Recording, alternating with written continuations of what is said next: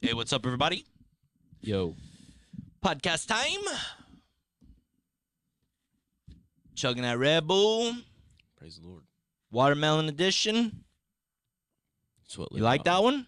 It's not my favorite, but Eh, it's me all neither. right. It's all right. Simeon Psalm, Jamie Barfield, Caleb behind the mic. Yo. D Bishop, Jamie Barfield. Someone just got off his sabbatical. Yes, sir. Not quite off yet. Kinda. Still got a few more days In left. limbo. That you are.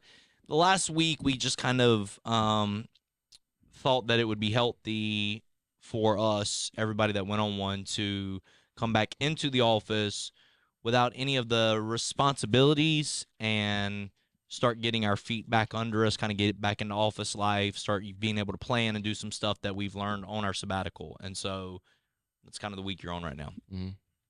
What'd you learn from your sabbatical? That I needed one? It's crazy, ain't it? Yeah. You know, it's crazy. All right, so let's talk. Yeah. Okay. You've been doing this here at this local church for 8 years. 10. It'll be 10 in January. 10 years. Yeah. So 9.5. I did not understand how bad I needed a sabbatical. Me either. And what everybody thinks a sabbatical is not what a sabbatical is. No. It's not a month-long vacation. Mm-mm. That is not, I would not do well with that. That would not have been healthy for me. Mm-mm. A sabbatical is about learning, about growing, learning about yourself, learning about ministry, learning about what is out there to help craft you and where you are and where you're going. And so you met with a lot of worship pastors that are doing it at a very high level in other areas. You went to Alabama, you went to Augusta, Georgia, you went to one local here, hung out with a few people, and even whenever you went with me on mine, you got to hang out with a guy in Tennessee. So you were able to see some people do it at a very high level, learn some stuff, how to do some things better. You spent some time, we both, you on your sabbatical, me on my sabbatical, spent some time alone with the Lord, where it's just you and him. Yeah. And maybe for you, him and your guitar, maybe for me, him, and, my calendar and my Bible and my iPad. That's kind of where I was, and a pen. And I just walked away. I walked away from my sabbatical thinking that was so refreshing. Yeah. And I wasn't sure I was going to be like that. Yeah, for sure. Why did you think you needed it? I think mine was kind of like a spiritual, mental reset. Yeah.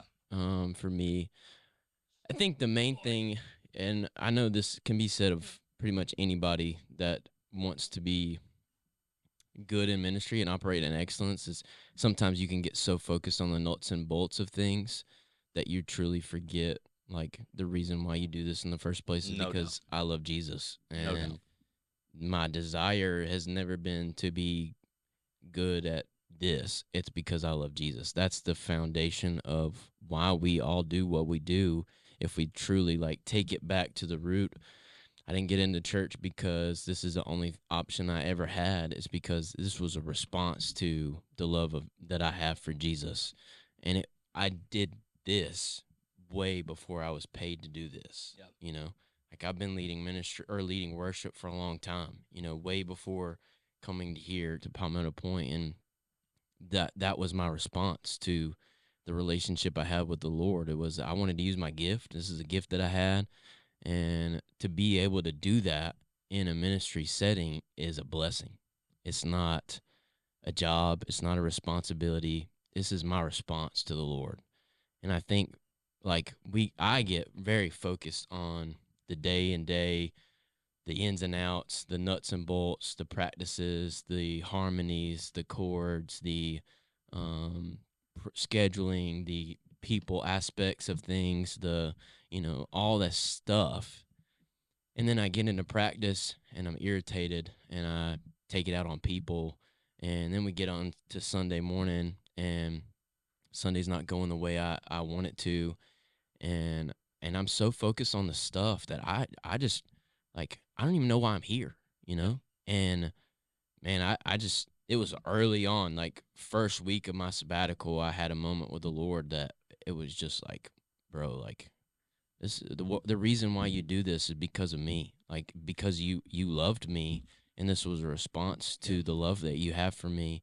And I was like, yeah, you're right. You're I'm right. sorry. Oh yeah, I'm that's sorry. right. This, It's funny, like yeah, people watching this will be like, how can you ever forget that? yeah, But having no clue how busy we are in life and ministry, you're doing things for the Lord. yeah, It seems like you're walking hand in hand with the Lord every day. 100%, But if you're not careful, doing things for the Lord but not with the Lord 100%. is real Yeah. life.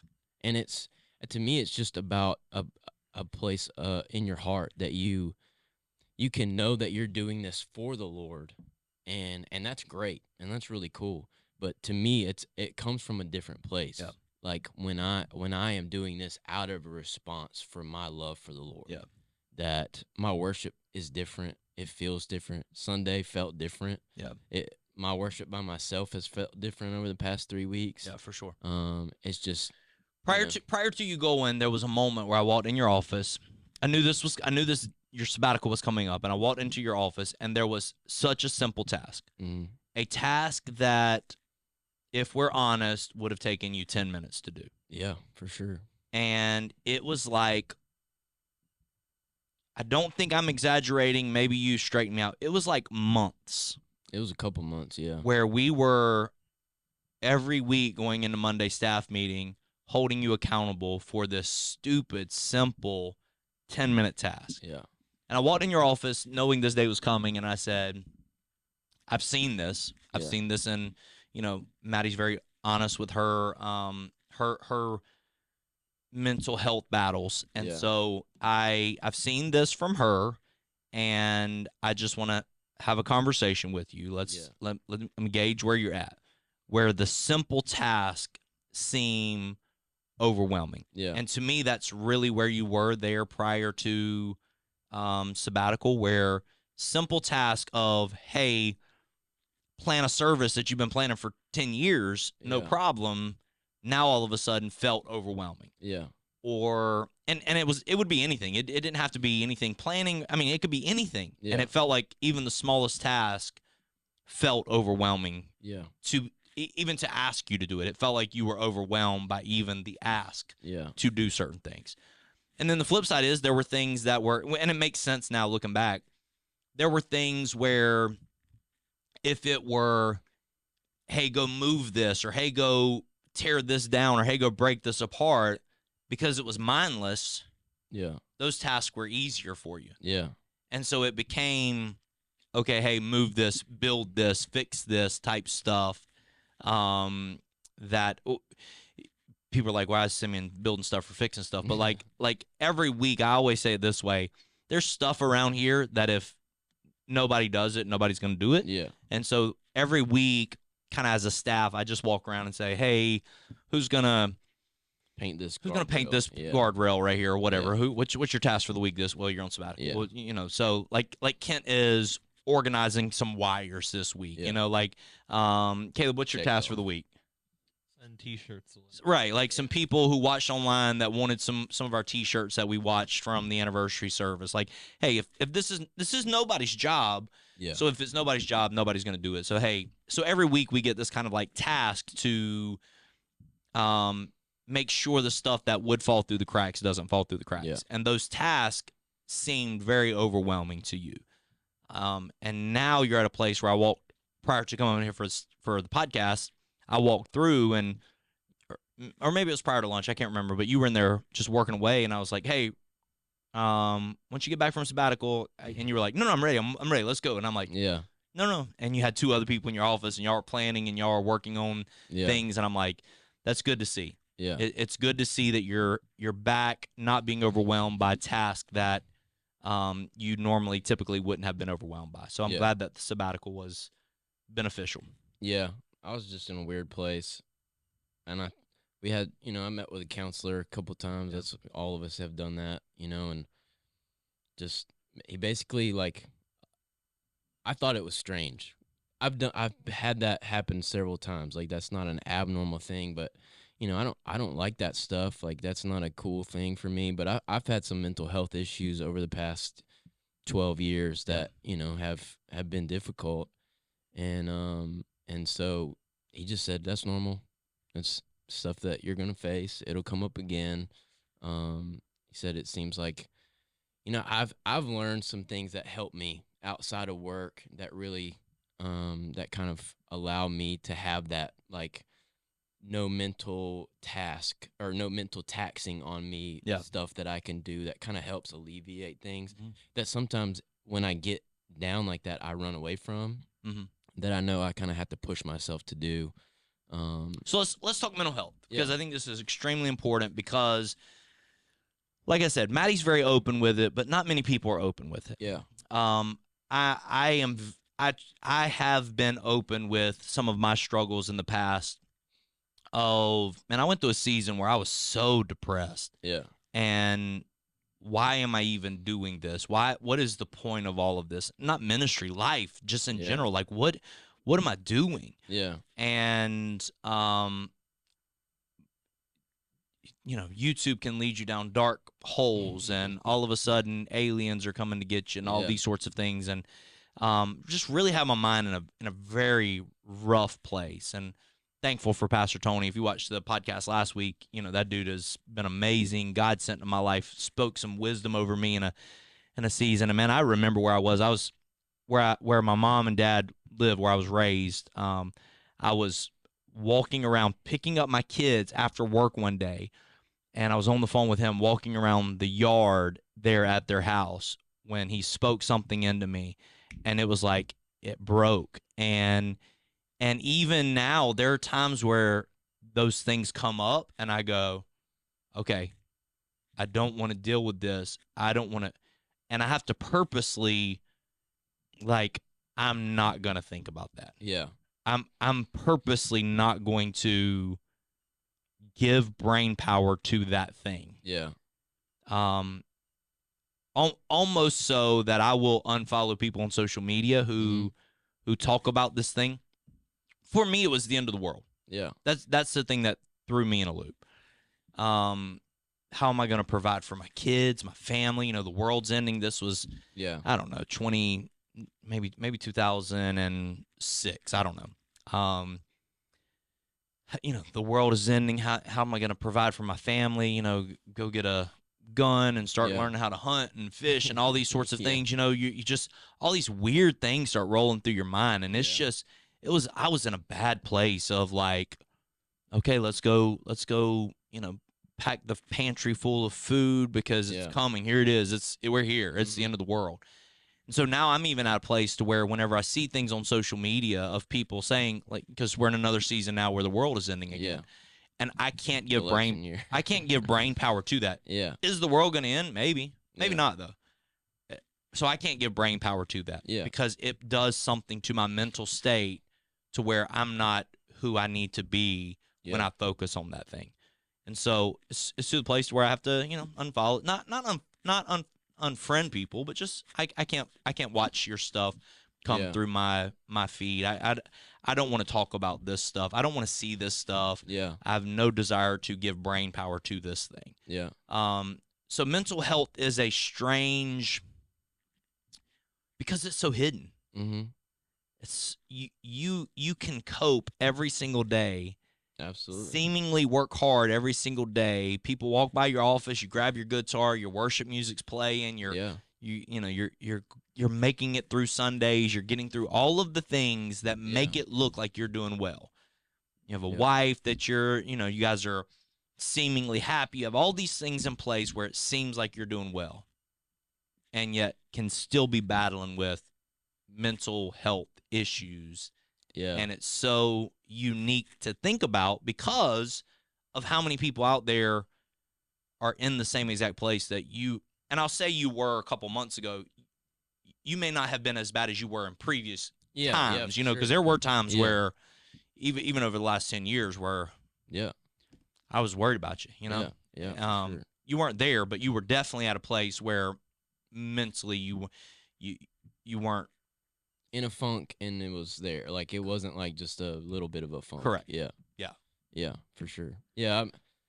I think we all have days where we get in funks. Yeah, for sure. And sometimes, like, you can just snap out of a funk and be fine. And then some days, and this is super real and honest, and maybe too real and honest, but some days you Well, want Caleb can clip it if he yeah, wants to. some days you want to drive off a bridge. Yeah. And that's just, I think people don't. There's some people that'll never feel that, ever experience that, and I can't say that I've experienced that many times in my life. Not because you want to kill yourself, No. but because you want to be out of this thing that you're in. Yeah, you just don't want this to be. I don't want this to be a thing. Yeah. And and those are two different things, by the way. Just for those of you watching, different. I had a conversation with a lady in our church on Sunday who struggles with mental health, and she was asking me about thoughts. Thoughts are thoughts. You can't control thoughts that you have, and so as thoughts come in, how you then process the thoughts, and then what you do with the thoughts after they come in. That's where you get into sinful nature versus spirit-led men, that sort of thing. But the original thought, it is what it is. It's a thought. It's going to come in. They're going to pop in. You have to decide what to do with that thought whenever it gets there. Yeah. So you thinking, man, I just want to drive off a bridge is a thought that you can't control that thought. But then what you do with the thought is. But having that thought doesn't make you crazy. Right. Correct. And I think that's the stuff that is hard, especially in the church world. This topic has been my whole life taboo until the last 5, 6, 7 years, and even still in some scenarios can be taboo. But like it's okay to be in a funk. It's okay to have a bad day, but you got to know and have people in your circle that can recognize it and can see it, and still got to get up, still got to go to work, get up, still got to do it, still got to take a shower, still got to brush your teeth, still got to do all those things. Yep. Still have to be nice to your wife or your husband. You still have to do all the things that you would do. Yeah. And sometimes you just got to do it carrying a heavy burden. weight. Yeah. Seemingly a heavy weight. Yeah. But I feel like you always want to say those days are behind you. They're not, Right. And that's okay, you know. But I'm in a better mental space. I feel like now I'm in a better spiritual place, just because of some conversations that I've had with the Lord over the last, couple of months, even before sabbatical, than I have been in a while. So, and not that I've been in a bad spiritual place. It's just, it's I feel good, and I feel like some of the weight that I was carrying. Like, one thing for me is finances. Finances always get in my head. They have been probably one of the biggest things that have probably burdened me over the years, especially pre-marriage. I'm thankful for my wife and that she handles a lot of those things. And now, I can't. I unfollow people that talk about college football too much and NFL. I have to unfriend some of those people. Yeah, I just can't do it. It makes it. All right, let's talk this path, okay? Yeah. It actually makes me angry. Me too. Because I am, like, I'm uber competitive. We both know this. Sure. When you came on staff here, one of the things we talked about was have this. Conversations about social media, and because you would boom, boom, boom at I people have a about sharp tongue about and college football or whatever it was. Keyboard warrior right here, baby. Yeah, I got you. You could handle that. You could hold your own in that arena. Exactly. And about politics, about college football. Like, I was a very political, like, throughout college, like, very opinionated. Yeah. And man, I like when people say stupid stuff, whether it be stupid in my eyes or just stupid in general, like, I just can't tolerate it. Like, it's very, especially those two things, like college football and political stuff. Yep. Like, I'm very passionate about both of those things. Over the last few years, I've probably watched 5 minutes of college football because I know how much mental space that takes up for me and how I feel about it. And I just don't want to do that. I don't want to be that person. Like, we were at the Carolina game a couple weekends ago when they were playing LSU. Yeah. And Caleb's here. He'd tell you, true story. Yeah. A couple walked by in a Clemson shirt, hat, orange and purple. Yeah. And they said, what did the sign say, Caleb? Do you remember?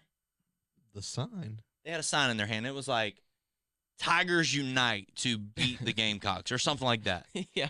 Like, they hated Carolina so much They went to a that they went to a Carolina game Yeah. in their Clemson colors to cheer for LSU just to show Carolina how much they hate them.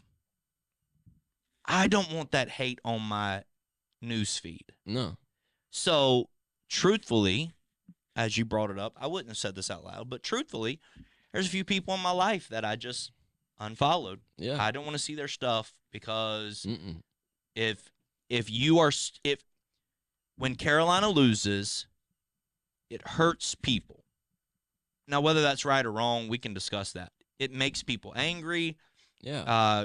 Something they're passionate something they're passionate about. Yeah. And when you're pulling so badly for someone to hurt that you will go on social media and cheer for something that you don't care about. It's not your team. I mean, if I go on there and say whatever I want to about Carolina or Denver or the Cubs or whatever, these are my teams. You can say whatever you want to about your team. But once you start rooting against other people's teams because to you it's just a game and you're just enjoying the conversation, but to other people it actually hurts them. Yeah. Which, again, somebody's watching this show like, that's so stupid. They're so childish. It shouldn't hurt them. But it does, man. It does. I watch Scott Slate's around here. Scott Slate is a Pittsburgh fanatic. Pirates, everything. Penguins, Steelers. Those three specifically. He loves those three. And so Scott would get in a funk, absolute funk, whenever the Steelers would lose. Or once the Pirates got mathematically eliminated from the playoff, Scott would go in a funk. Or if Pittsburgh, God forbid, Pittsburgh's Penguins ever got mathematically eliminated from the playoffs, or if they ever lost in the playoffs, Scott would be in a funk for a week. Yeah. So one day we had some honest conversation about it, and I was like, why do you act this way towards these things? And he was like, I don't know. Week later, he comes back to me, and he was like, hey, man, I gave some thought to what you said. Yeah. I was like, all right, let's hear it. And he said, when I was growing up and family structure wasn't what I wanted it to be, these people raised me. Yeah. They're your heroes. These people were the people that gave me good days. Mm-hmm. He looked up to. Yeah. And so now all of a sudden, for him, there's an emotional attachment attached to the Penguins. Yeah. So when Jarrett playing around jokes about the Penguins losing, Scott don't take that well. Yeah. It actually makes him mad. Yeah. So having people like that in my life, it makes me think, you know what? I don't want to be that way. I don't want to. You're a Clemson fan. I'm a Carolina fan. I'm an LSU fan. You're an LSU fan. I'm a Carolina fan. Sim has this weird divide where, he's kind of LSU, Louisiana, kind of born in Baton Rouge. kind of that culture is from the start, but then spent the majority of your life in the upstate Clemson, that area to where everybody's orange. So that was your, kind of your two fighting allegiances. And so who cares? Like, I'm not going to make you mad. No. And I want you to make me mad over something that means nothing to. And to me, I think at the end of the day, it's like people don't recognize that what they post on social media, not only does it make people upset and angry, but it truly can affect eternities. Yeah. And that's what, really bothers me, especially when I see church people, church leadership people posting ignorance on social media about college football, about political things. Like, you're literally pushing people away from the gospel, the truth that you so try to represent in every other aspect of your life.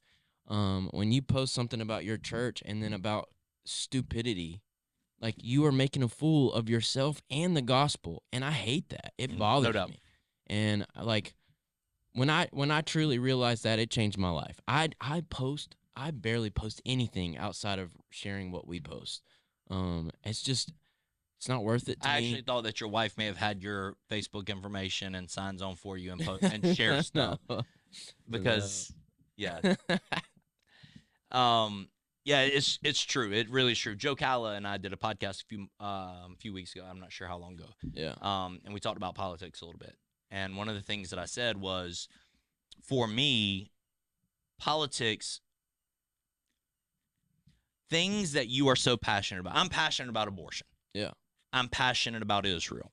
These things that I'm passionate about, there are good, godly, righteous Democrats that are passionate about immigration or welfare or some of these things that the Democrats seemingly have a better grasp of than whatever. So this is and so when people get on social media and I saw a video today and it was like, you can't be a Christian and vote this way, and I'm like, yikes, that is so that's so dangerous to post that. Just so you know, there's a lot of Christians that vote that way. Yeah, no matter whichever what. way you choose. A lot of Christians that vote that way. Yeah, it's tough. It's well, they can't be a Christian and vote that way. Yikes. Yeah. Yikes. If they profess it with their mouth and believe it in their heart. Yeah. You know what I mean? Like, what? Yikes. Yeah, I know. It's so tough. Because I can see where people come from with that statement. For sure. 100%. But at the same time, I'm thankful that because of my stance and what I believe, that people aren't saying that about me, Or maybe Crazy. they are. It's interesting. So somebody's watching this and in ministry and they're interested in taking a sabbatical. What's a piece of advice that you would give to somebody a young pastor, he's on staff all by himself, or a worship pastor that's getting ready to write a sabbatical into his budget this year, whatever it may be? What's a piece of advice that you would give to somebody who's wanting to go down this path and maybe looking to next year to do it? They're listening to Simeon's song here in this moment. What's a piece of advice you would give them? I feel like the same piece of advice that you probably would give me is find people that are better than you, watch what they do, and ask as many questions as you can, and listen not just to heart but also processes and systems, and find what you can implement where you are, and find how to take what they do now back where you are and implement it as well as you can, but don't try to turn a ship in a day. Make wise decisions, but also focus on you.